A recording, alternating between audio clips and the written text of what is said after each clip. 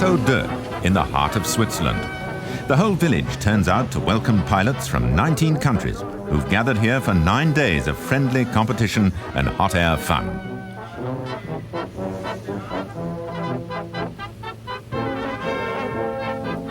It's easy to forget that balloons were the first manned flying machines. And now, more than 200 years after that memorable day when the Montgolfier brothers, Aerostat, first floated up over Paris, hot air ballooning is enjoying a popular revival.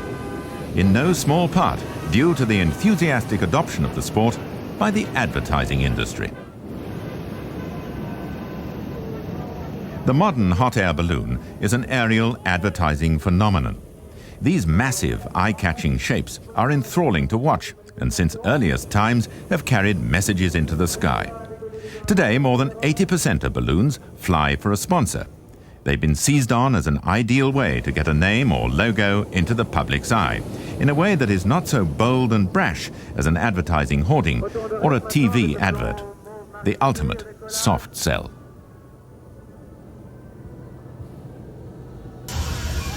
But it was hydrogen-filled gas balloons like these that heralded the golden age of ballooning. This beautifully engineered crown valve dates from the 1880s.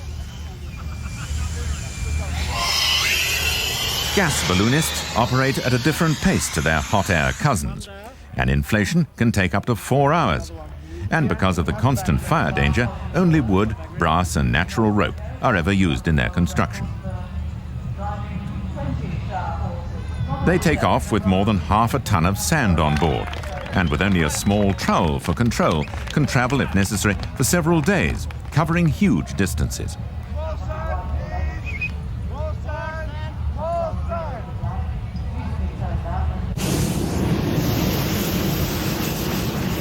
Balloonists are continually on the lookout for new ways to enjoy the oldest form of aviation. Thunder & Colt's Cloudhopper was the first of several exciting new generation one-man machines. While tricky to handle during takeoff and landing, these mini-craft bring unprecedented freedom to those prepared to get their feet wet. Today, ballooning is big business. Commercial operators fly these balloons on behalf of major sponsors, and in the process look after everything from servicing of equipment to providing crews and obtaining flying permissions. The UK-based Flying Pictures Group is the world's largest professional balloon operator and handles around 30 different balloons and airships. These balloons will fly at least 40 events in the course of a year.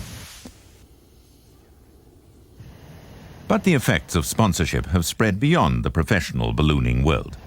Advertising now finances the flying of hundreds of amateur enthusiasts who, without this extra help, could never have considered taking to the air.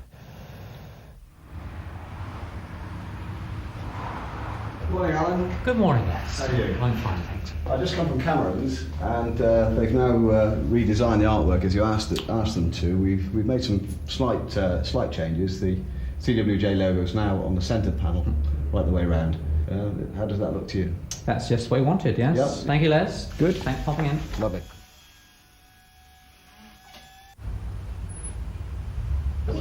After more than a year of planning and scheming, a lifelong dream has been realized. As part of a syndicate of 5 people, Les Allen will now operate and fly his own hot air balloon. I need 3 pints of batch and a pint of long ash and sandy, please. A local carpet distributor has agreed to provide the envelope, or more than half the total cost.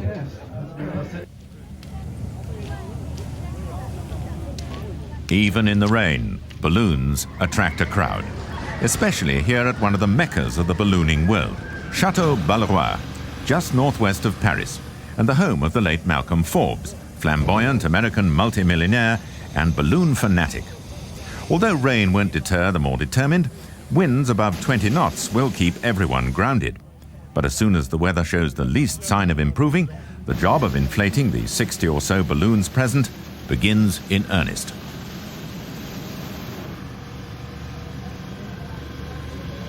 The special attraction here is the world's largest private collection of special-shaped balloons. Although conditions remain too turbulent for this giant to fly, a hardy few decide to take their chances.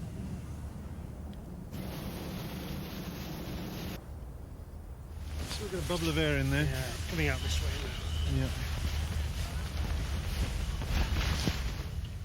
This is a balloon made in the shape of a house. So to advertise a building society, it's a little bit harder to handle than the standard balloon, but of course much more noticeable and more fun. This unassuming man is responsible for the largest ballooning manufacturing business in the world. He's here performing a routine annual inspection that all balloons go through in order to be certified airworthy. Yes, it's in practically mint condition, so there's no trouble with it. Despite all the pioneering work for the modern hot air balloon having been done in the US in the early 1960s, today 80% of all balloons are made by two UK-based manufacturers. Cameron factory in Bristol, our syndicate's balloon begins to take shape. The whole process, from initial design through all the production stages to finished artwork, happen under one roof. The panels that will go to make the envelope are cut from a specially treated ripstop nylon material, which makes it not only airtight, but able to withstand temperatures of over 120 degrees centigrade. Cameron today turn out on average one balloon a day from their factories in the UK, the US and Australia.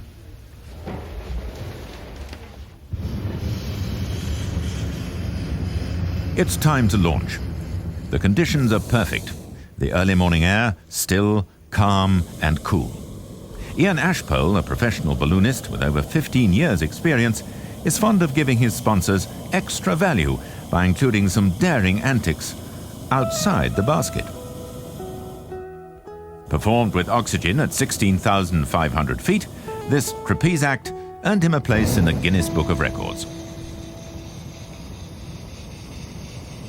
The powerhouse of every balloon is its propane burner, which, producing enormous instantaneous heat at the flick of a wrist, allows complete control of vertical movement. Many accidents in the early days were the result of underpowered burners. Now, with energy outputs of 4.5 million watts per hour, rates of climb can be as high as 3,000 feet a minute, particularly with single can shapes. There's nothing around us at the moment. It's just stunning. It's the view, I think, that makes it. This is the only form of aviation that doesn't involve flying. A balloon merely floats, moving at the same speed as the body of air it's traveling in. In good conditions, it allows you to travel low and slow, in a way that's impossible with any other craft.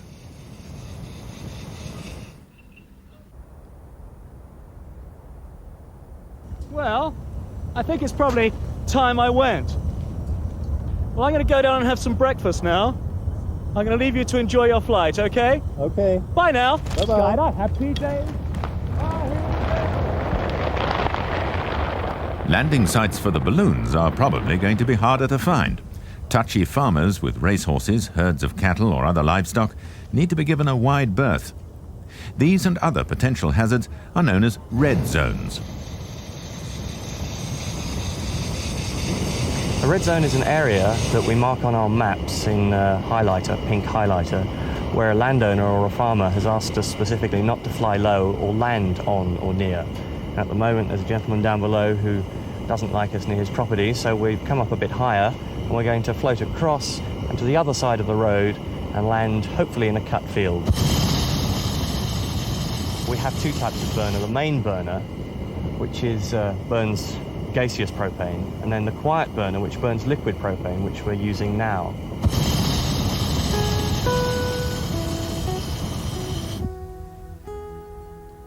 Experienced balloonists can fly to within centimeters of a desired height, balancing a craft with a mass of 3 tons or more by delicate fingertip control.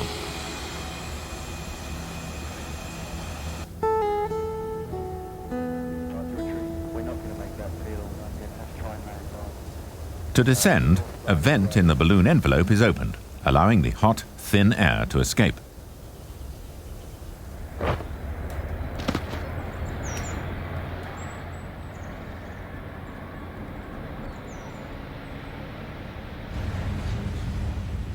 Meanwhile, work on the syndicate's balloon continues to progress.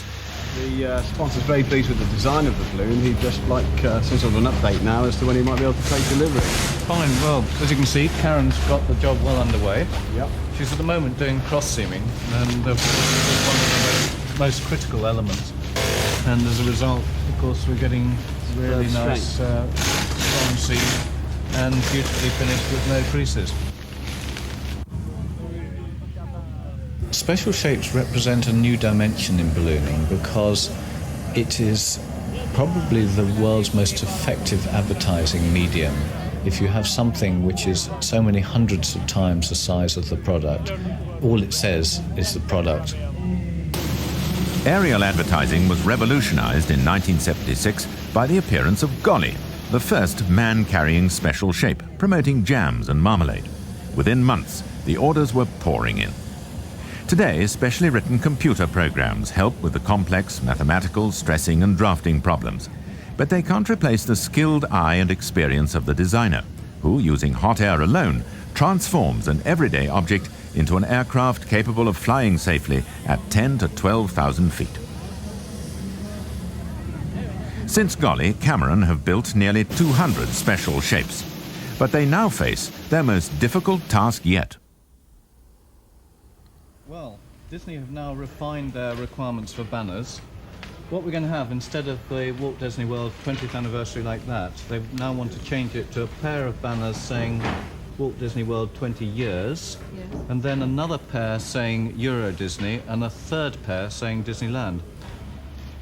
Turning a fairy tale castle into a practical flying machine has proved particularly challenging. Well, we usually start with some kind of reference from the client. After a bit of discussion, Disney came back with a set of line drawings and then a model, a three-dimensional model of the castle. And these are what we've based the whole design on. This is what we've actually built. The clouds are not completely free, they repeat, so we only have to design them 1/4 of them. We've gone from balls on these in the original visual to spikes because they're much easier to make. A bottle or a can is a very simple shape to build because it's got an axis of symmetry. It's all rotationally symmetric about sort of a central line. So you only have to design one panel for the outside, one diaphragm to hold the shape of it, and then it's done. So we're talking 700 patterns for a castle, 800 patterns perhaps, and we're talking 6 for a can or a bottle. Would you want them? No, I'll just leave it on the floor then. I'll take it for a minute. Thank you. Keep you quiet for 5 minutes. Yeah, I can get over this, putting pink on the inside. I think it's possibly the most complex that we've ever built in this factory. So that makes it the most complex special shaped balloon ever built. But each new design throws up its own set of problems. Rupert is a classic of special shapes because, unlike any commercial product, for instance, a can of beans or a bottle of wine, Rupert is a character. Rupert was great fun to do because I was quite a Rupert fan when I was little, and so it gave me an excuse to reread all my old Rupert books. Obviously, anything with a face, the face has to look exactly right. So a lot of work went into getting his face, his look, his expression right. His hands are another big feature. But with a character like that, an awful lot can be done by choosing the right expression, by choosing the right position. And so you're looking to do it in a way that's relatively simple to build, but is a striking pose. And so that's why he's looking off to one side, he's looking downwards, because if we made him look level, he'd look over everyone. And, you know, that's good, it adds some more life to him. A joyful surrender to the wind is how many pilots describe flying a balloon. And one of the most spectacular places to do so is among alpine peaks. The cold, far from being a hindrance, actually helps the balloonist, allowing longer flights to be made for the same amount of fuel. Flying at 18,000 feet and braving temperatures of -40 degrees centigrade, a record flight of 375 kilometers has been made into France. Although balloonists always claim to enjoy their craft's inherent lack of steering, some form of controlled navigation is possible. Today, a flight path can even be accurately plotted using portable satellite navigation equipment. In general, as height is gained in the northern hemisphere, a balloon swings to the right. Although, like everything else to do with the weather, this can never be relied on. Château d'Eau is famous for its exceptional microclimate, which, when the conditions are right, can give pilots uncanny control over their craft. On more than half the days during winter, a balloon can take off and land back at the same spot after flying tens of kilometers up and down the valley. But the conditions today were not so ideal, and only 2 balloons make it back to the field. Well, 1, with a little help from his friends.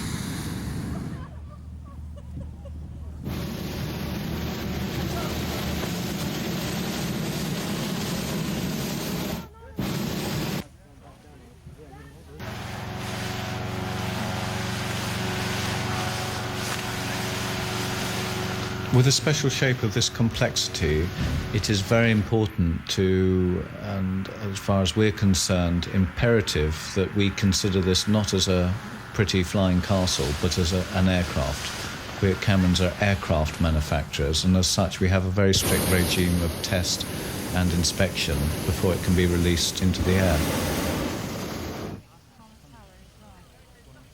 There is a certain amount of apprehension, because after 6 weeks of stitching together 4,000 separate panels, this is the first time anyone has had a chance to see how the whole thing comes together.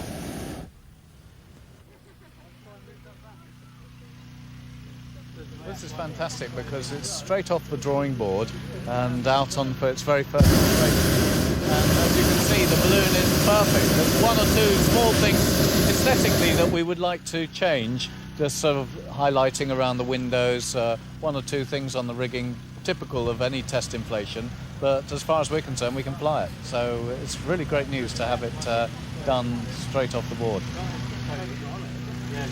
But some special shapes can display alarming flight characteristics. The taller the balloon, something like Rupert the Bear, is a lot more difficult to fly when there's a little bit of breeze. If you start flying them in turbulent conditions, some of them can be very unstable and can rock quite considerably compared with the conventional teardrop balloon. It's not dangerous, it's just very disconcerting when for years you've had a solid, stable basket and suddenly you get into this balloon and the thing is swinging around all over the place.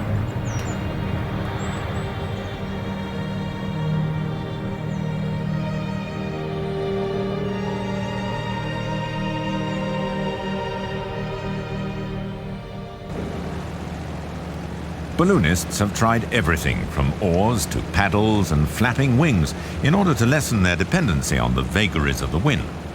Don Cameron built the first production hot airship in 1973. But despite a lot of interest from potential advertisers eager for more control on who will see their message, very few of these machines have ever been built. Despite improvements over the years, the craft remain extremely sensitive to wind, 4 times more so than a conventional balloon. So, although relatively cheap and simple to operate, the hot airship looks like never enjoying the popularity of its larger gas-filled cousins.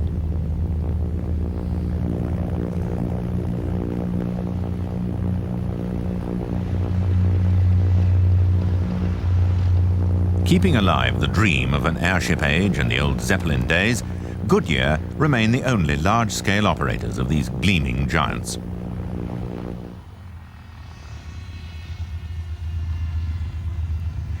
Since 1917, the famous Tire and Rubber Company have built 312 airships for military and commercial purposes, more than anyone else in the world. Ground handling techniques have improved over the years and greatly simplified landing and takeoff procedures when an airship is most vulnerable and dangerous. Although the US Navy phased out its last remaining blimp in 1962 after distinguished service during both World Wars, they've recently renewed their interest in modern airships for aerial surveillance.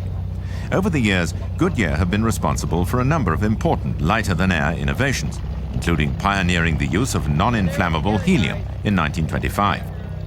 Because this blimp is not fitted with vectored thrust engines, the ground crew still employ a technique called the bounce down to achieve initial lift.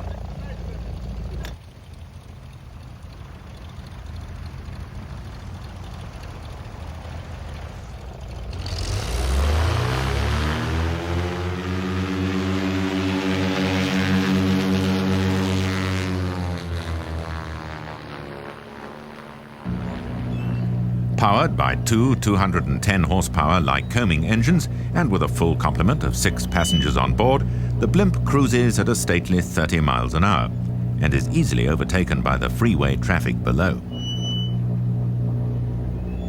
The trim and shape of the envelope is regulated by these controls, which transfer helium between the fore and aft ballonet in the envelope. As the airship cannot roll, the only controls necessary are this elevator wheel to pitch the nose up and down, and a pair of rudder pedals to turn the ship left or right.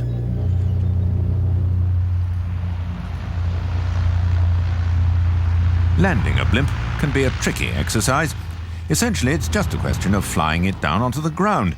But if the speed and height aren't quite perfect,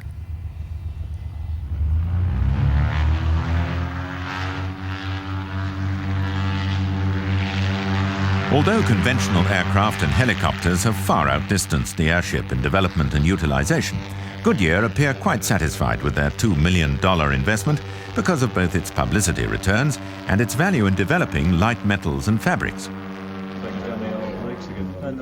At last, the big day is here. And when making a flight plan, it does help to have a farmer in the team. Of course, if we go from Ashton Court, it's going to take it over this way. There's a few more farmer problems. Yeah. What do you think, Rob? That doesn't concern me too much. I mean, Barbara, as we know, is doing a good job on the farmer front, and I'll be there anyway. So yeah. I think we can have a quick talk about milk production or quotas or something and resolve the problems. We can manage that, okay? As you say, no problem. After 8 weeks of waiting, there's a tremendous air of excitement with the preparations for the first flight underway. As in any aviation sport, the pre-flight checks are of great importance. Learning to fly a balloon is said by some to be easier than learning to drive a car. Most people take around 10 months to accumulate the 20 flying hours necessary to qualify as a pilot. But a ballooning team need not only be made up of pilots. It takes a minimum of 4 people to inflate a 2,000 cubic meter envelope like this one and get it airborne. And for the hapless ground crew, that's when the fun really begins. Often neglected, the retrieve crew are an integral part of the team that make it possible for pilots to fly at all. While the balloon floats quietly on, they try to maintain visual contact. Yeah, there they are. They're just behind us over there. Yeah, I can see them. Negotiating a maze of country roads and high hedges, they do their best to outguess the pilot. Here, instinct counts for more than map-reading skills.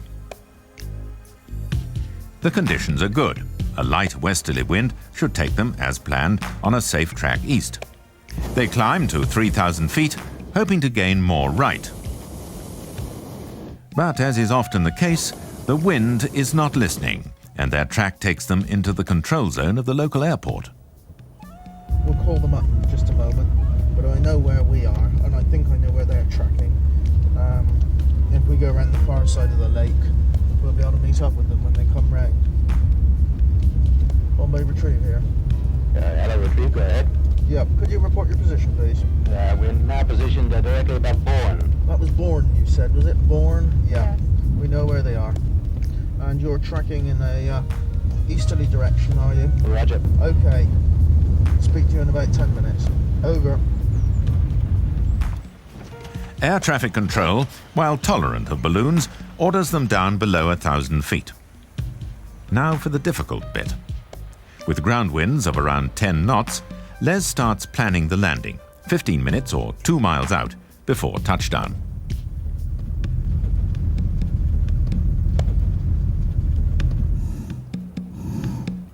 From 1,000 feet, he looks for telltale signs of ground wind variations and selects 1 or 2 suitable fields, which give him a chance to overshoot if necessary. Descending slowly, he steers for the first field, coming in low over the trees, venting the balloon to make use of their shelter. It's not as close to the road as he would have liked, but at least they've managed to avoid the field of ripening corn. And of course, a balloon flight would not be a balloon flight without a traditional toast to finish up. Don't shoot me with that, Robert. Yes, be careful. Hey. There we go. There we go. We're all a bit anxious here, I can see this. Like a good celebration. Oh, that was a bit keen. Sorry about that. Careful. Now the chance to participate in the biggest balloon get-together in Europe, Bristol's International Balloon Fiesta, where this year 130 balloons have gathered to take part in the twice-daily ascents. Drawing crowds of 750,000 over the weekend, the event has developed enormous commercial appeal, attracting large and small sponsors alike. Here, professional pilots rub shoulders with rank amateurs, which adds to the exhilarating mood. With balloons launching at the rate of 1 every 30 seconds, great care has to be taken to avoid a vertical pile-up.